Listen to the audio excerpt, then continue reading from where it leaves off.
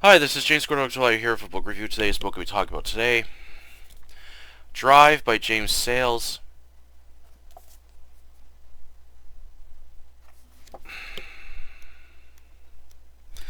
This was published by Poison Pen Press in 2005. This reprint was from 2022. This was a reread. Originally, I was going to review a different book. However, that book, I had a very hard time understanding it, and it was didn't like the way it was written. So I decided to read something else, and I pulled this out because it's summer's here. It's a lot shorter, and the author, James Sallis, sadly passed away last year. So I decided to read this. Unfortunately, this book was not that good as I once remembered it. While it has some good yet short, intense moments of action, car chases, and some really brutal like fight scenes in it, my main issue with this book is that it's told out of sequence. So it's got events that are happening like later on in the book, then it goes back in time, and it tells us a bunch of events before everything happened, and it does this constantly, and at times it got very confusing on what happened first before. I also had a hard time like following the characters in the story because of the way the story is told, and I just kind of found it a bit confusing. So it was not that good as I once remembered it. Luckily, though, the film of the same name is a lot better than this novel, and I'll explain more about that later on in my review of my other issues and problems I have with this book. Overall, it's okay book, like it's okay, but as I said, the having the story told out of sequence can make it really confusing, and I find the film they really improved the story and made it better by making it more straightforward and not so confusing. Uh, yeah, overall, this was an okay read. It's not a book I would go back to reading again. But if you want to check this book out, it's up to you if you want to check it out or not. Onto the review. Plot: the driver, a stuntman by day for Hollywood movies, and by night a getaway driver, keeping to himself and only hanging out with his casting agent and screenwriters during production on film sets. He passes time by reading and watching films such as Mad Max and Roadhouse. At 6'2", he's a tall, well-built man, doesn't say much, and follows a simple set of rules when it comes to working as a getaway driver. At 12 years old, he helped his father with burglaries as he was able to squeeze into tight places along with climbing. However, as he got older, he had a sudden growth spurt, unable to aid his father, which caused further problems between them, along with his mother. One night, returning home, the driver witnessed his mother kill his father in a drunken rage. She made him a sandwich for dinner and was sent off to live with foster parents. After high school, the driver packed up his things and left for California in his Ford Galaxy. The driver always moves to a different apartment every 8 months. After returning home, he meets one of his neighbors, Irene, a waitress, who asks to chat with him and drink some coffee. Normally he doesn't do this, but likes her company. While doing his stunt driving and earning a decent paycheck and helping out Shannon at the garage, the man who got him started in this double life, over time the driver becomes close to Arlene and meets her son, Benicio. He has a nice dinner with them. Arlene sends Benicio off to bed and reveals her ex-husband, Standard Gabriel, is in prison for theft and is going to be released soon. Jimmy, the driver's contact for getaway gigs, has a job for him from Cook, a criminal who works with retired mobster Bernie Ross and his hot-headed business partner and enforcer Neo Izzy Pelosi, who wants to rob a pawn store. The driver accepts. With them is Blanche, an accomplished from Cook who claims to be from New Orleans, but the driver suspects she's from South LA. Along with them, an ex-soldier, Dave Strong, who fought in the Gulf War. The driver buys a used Buick and has it tuned before the heist. On the day of the heist, the driver pulls next to the pawn shop as Dave and Blanche exit out of the Buick while the driver waits. He then notices a Chevy pull into the parking lot. Suddenly, gunshots go off. Blanche runs out with the duffel bag, and Dave is shot dead. Blanche gets into the Buick as the driver burns rubber. The Chevy chases after them. The driver is able to lose the pursuing car after it gets pulled over by a motorcycle cop.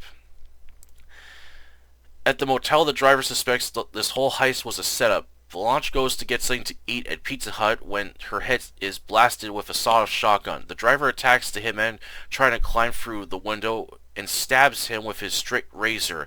A second hitman bursts through the front door. The driver grabs the sawed-off shotgun and kills the hitman. He takes the duffel bag of money and flees before the police show up. When Standard is released, he meets the driver and learns his ex-wife Arlene likes him. However, Standard isn't jealous and tells him if something should happen to him to look after her. He also asks the driver for a favor, stating he needs money to get his life back together. The driver agrees and do 2 heists together. However, the third heist goes wrong when Standard is killed. The driver doesn't take any more jobs for a while and helps Arlene out as much as he can. When the two go to toast for her ex-husband, her glass suddenly explodes and falls to the floor. Angered by this, the driver swears revenge. He begins going after all the criminals he's worked to find out who double-crossed him. However, he's also marked for death. Drive was a decent crime thriller. While it's highly detailed with scenery of both LA and Phoenix, along with some short yet intense car chases and moments of brutal violence, however, the story was confusing at times since it's being told out of sequence and felt too short. I would have liked it better if it was more straightforward and felt there was a bit too much backstory on the main character. While a skilled driver following a short yet simple set of rules while living his double life, however, I found him a bit boring at times with no other features as he lives a mostly dull life with only enjoying his work as a stunt driver while making extra as a getaway driver. The other characters were either okay or didn't care for them. I felt some had more detail to them than others, which made them flat. Nothing else I liked with this novel. Again, it felt too short as I felt it could have been much longer to build up on the characters and action scenes. However, I felt the 2011 film Drive starring Ryan Gosling was much better. The story was improved, the characters were fleshed out, and the plot wasn't confusing. Despite not liking the main character's choice of car, I'd rather take the film over the novel. Overall, I don't recommend Drive. One of those rare moments where the film is better than the novel it's based on. However, if you still want to check out this novel, it's up to you. It's very short, as you could read through it in a single sitting. It's a decent read, but again, the film was better. Alright, that's for the review today. Hope you enjoy. Yeah, as I said, this was a decent read, and it wasn't that good as I remembered it. I remember checking this novel out when I saw the movie the same name back in 2011, or a year after the movie came out, and I really liked the movie. Ryan Gosling was a really good crime thriller. I remember when I read the novel, I remembered it was very different from the film, and there were some scenes that weren't in the film that were changed from the book. I thought it was still good. So when I decided to read it again, it wasn't good as I once remembered it. And the one issue that I had with this book is that the story is being told out of sequence, and I found this very confusing to follow at times, and I was having trouble trying to figure okay, what happened first and what happened after, as the book is never clear on when events happened. And I wish the author James Sallis wrote this more straightforward. He put like dates to make it more easier to know when events happened. As it can be very confusing to try to figure out what's going on at times, and it doesn't help the fact that he doesn't he has characters that pop up in the story. It's very confusing to figure out who's doing what exactly at times. Like the mobsters, I actually thought that the guy that works at the garage, Shannon, had a connection with one of the mobsters, which leads to the whole betrayal thing, like in the film. But that's the film plot. The novel plot of Drive is completely different. As I wish someone at Wick or someone would write a more detailed plot of the novel, because I had a very hard time trying to figure out what was going on in certain parts of the novel, and then trying to figure out okay, who's doing what and who's like who's got the connections to, like, you know, the criminals and stuff. And it was very difficult to find information stuff. I had to search online to find the information to make sure that I got everything right.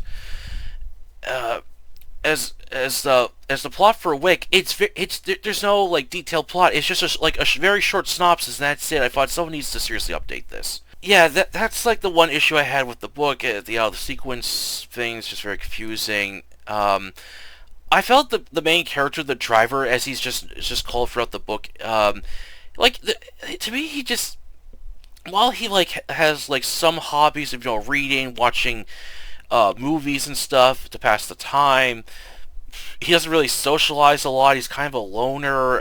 He enjoys doing stunt driving and being a getaway driver. That's what he enjoys the most. I just felt this character kind of a little bit boring. Like he doesn't really have any other traits to him. I just kind of wish he had like more like he has a favorite genre of music he likes to listen to, or some other activity he likes to do. Because to me it just felt like it was kind of like too simple. I wish he had like more to the character. Some of the other characters we come to know in the story were either okay or didn't care for them, or I felt that they weren't fleshed out that well. Like the mobster characters, we come to know a little more about them towards the end of the book, and I thought, okay, that would have been nice if the author revealed that a bit sooner than later. There's a couple other characters I felt that could have had more detail to kind of flesh them out and stuff.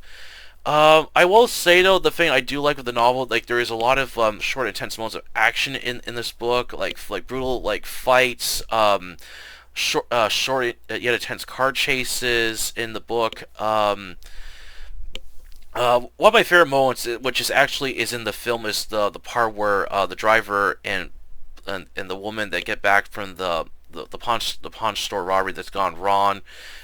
They're attacked by a hitman at the motel, and the scene is described very like violent, just like in the film, with some differences. But as I said in my review, I felt the film is actually one of those rare instances where it's better than the novel it's based on, similar to Fight Club, Jaws, and those where the film improves the novel, makes it better, fleshes out the characters, and improves the plot and stuff. As the film, the plot is very easy to follow. It's straightforward. It's not confusing. It still has the brutal fights in it, just like in the novel. I did wish it did have some more car chases in it, as the book had a lot more in it. But overall, I just felt the film was a lot better. So if you want to check Drive Out, it's up to you if you want to read this book or not. Like, some might like it more than others. However, as I said, I kind of found it hard to follow at times, a little bit confusing. And I just felt the film was a lot better. Alright, that's the review today. Hope you enjoyed. Please forget to like this video and subscribe to October Library, the YouTube channel where I post book reviews, book hauls, our official content. Until then, I'll catch you later.